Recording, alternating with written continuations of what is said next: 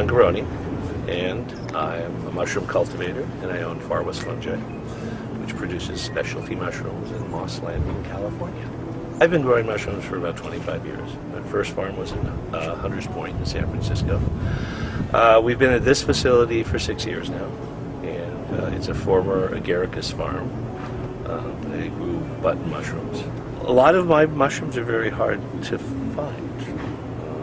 We try to bring in new cultures all the time. We do grow varieties that you usually don't find in the supermarkets or either at the farmers markets. We have a regional cuisine in California and the Bay Area, and I like to think that my mushrooms are an important part of it. Mushrooms we grow are mushrooms that in nature would grow on trees. And so what we're doing is replicating the traditional way of growing. It's all hardwood sawdust. It's mostly red oak. There is at times some cherry in there. We bring shovelfuls of sawdust and bring them into this last room over here.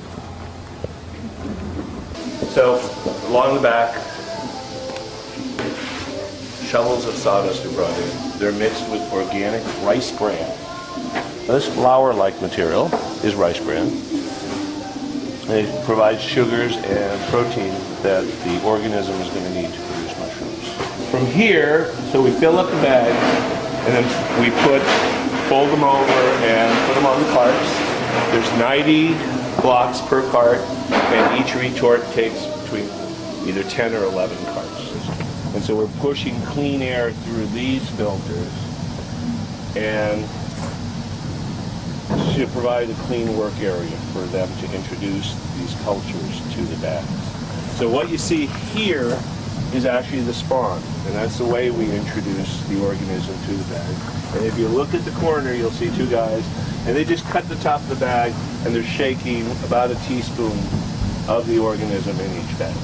So if you look at that end, there's like two large filters with a fan forcing air through them. We do the same thing over here at the work area. These are a medicinal mushroom. It's a hard polypore, and they look really like feathers. And it makes like, with the maitake, it just makes, and they're used for tea. So this is actually the end of it. These are oyster blocks.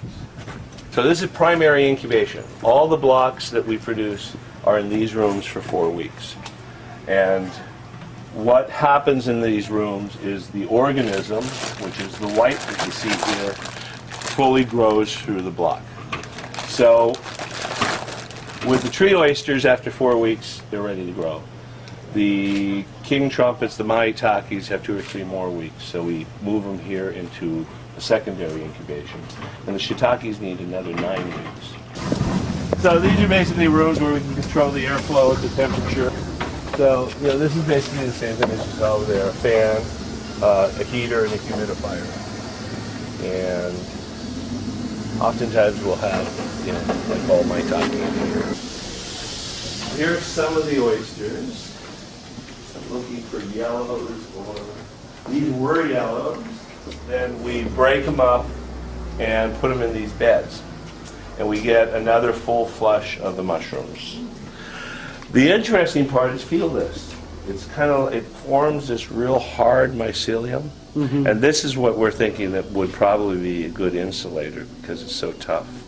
In bringing your product to the market, first of all, it's a one-to-one kind of relationship.